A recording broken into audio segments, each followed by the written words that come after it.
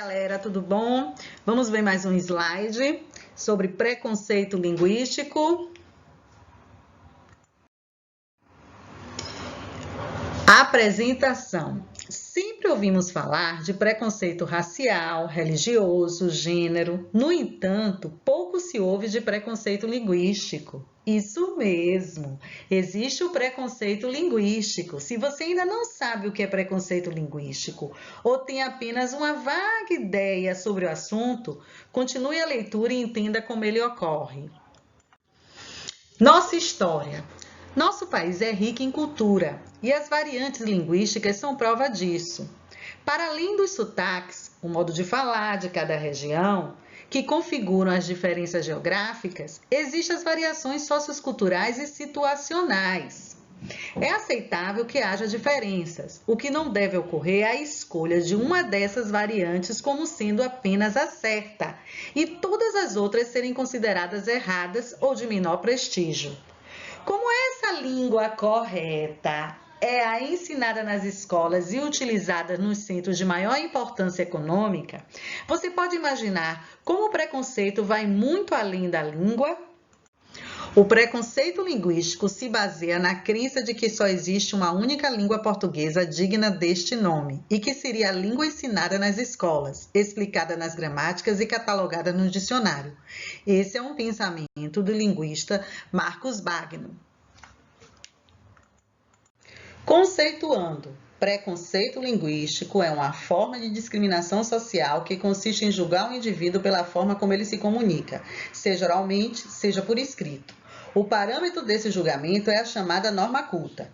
Quanto mais distante dela, mais criticado e rebaixado é o falante. Dizemos que o preconceito linguístico é social, porque no país, educação e renda estão interligadas. Se a criança não frequenta a escola, geralmente porque sua família vive em condições de extrema pobreza, ela não terá acesso às ciências, nem a essa norma culta, o que a deixará ainda mais afastada de exercer plenamente sua cidadania. Então, contrapondo a isso, não existe uma forma certa ou errada dos usos da língua para ocorrer o processo comunicativo, e que o preconceito linguístico, gerado pela ideia de que existe uma única língua correta, baseada na gramática normativa, colabora com a prática da exclusão social. No entanto, devemos lembrar que a língua é mutável e vai se adaptando ao longo do tempo de acordo com as ações dos falantes. Além disso, as regras da língua, determinada pela gramática normativa, não incluem expressões populares e variações linguísticas, por exemplo, as gírias, regionalismo, dialetos, dentre outros. Consequências. A principal consequência é a acentuação dos demais preconceitos a ele relacionados. Isso quer dizer que o preconceito linguístico acaba por excluir indivíduos em entrevistas de emprego, por exemplo. Um candidato eliminado por seu sotaque típico de determinada região continua sendo visto de forma estereotipada, motivo de chacota.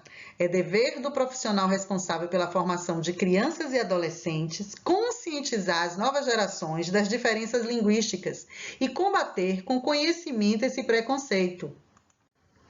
Então, o que fazer? Aceitar a existência e a importância das variações linguísticas é o primeiro passo para combater o preconceito linguístico. Eu canto em português errado, acho que o imperfeito não participa do passado, troco as pessoas, troco os pronomes. Música Meninos e Meninas de Legião Urbana. A afirmação de Renato Russo na letra da canção Meninos e Meninas é o pontapé para uma interessante investigação linguística. Afinal, é possível cantar ou falar em português errado? O linguista Marcos Bagno apresenta alguns mitos sobre a língua portuguesa em que as pessoas acreditam e comprova a falsidade de cada um. Entre eles destacam-se: Mito 1. A língua portuguesa falada no Brasil apresenta uma unidade surpreendente. Esse é um mito da língua única, que desconsidera a existência de variedades e diversidades linguísticas no país. Português é muito difícil. Os estudantes, principalmente, utilizam essa afirmação falsa para se referirem às regras das modalidades linguísticas aprendidas na escola e não ao uso real que fazem do português. Afinal, eles se comunicam usando essa língua, não é mesmo? O mito 3. O certo é falar assim porque se escreve assim. Isso é um mito muito fácil de derrubar. Basta pensar em como a fala nossa de todo dia é distante da escrita e nem por isso é errada. Compreendendo. A gramática é um compêndio de regras importantes para a manutenção do idioma. Imagine se não tivéssemos um manual ao qual pudéssemos consultar na ocorrência de uma dúvida. Imagine se as regras não existissem e, por esse motivo, cada falante resolvesse estabelecer suas próprias normas. Viveríamos em uma verdadeira torre de Babel e nossa língua portuguesa estaria fadada ao esquecimento.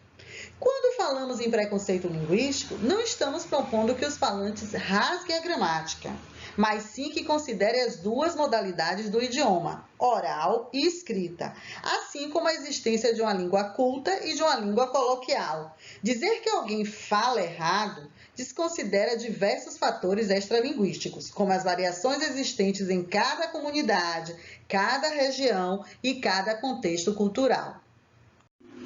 Renato Russo cantava em português errado porque ele sabia que algumas escolhas linguísticas tornam o idioma mais expressivo, já que usar a gramática normativa parece deixar a fala um tanto sem graça. Estamos falando de uma licença poética, permitida na linguagem literária.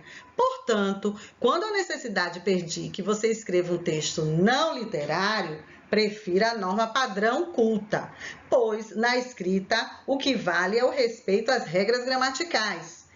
Quanto à fala, nada de ficar apontando os erros dos outros falantes. Lembre-se de que existem outros contextos culturais diferentes do seu. O uso é o que torna a língua viva. Refletindo. Antes de ridicularizar alguém pela forma como fala ou escreve, procure entender o que houve linguisticamente para que aquela palavra ou expressão fosse utilizada, porque uma variante foi escolhida e não outra. Enfim, há uma razão para aquilo que chamamos de erro.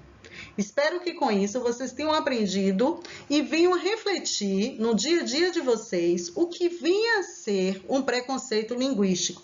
E tenham, a partir dessa exposição, uma nova visão sobre o falar do outro. E continue com esse assunto, estudando e revendo no Instagram em Aulas Solidárias. Se cuidem!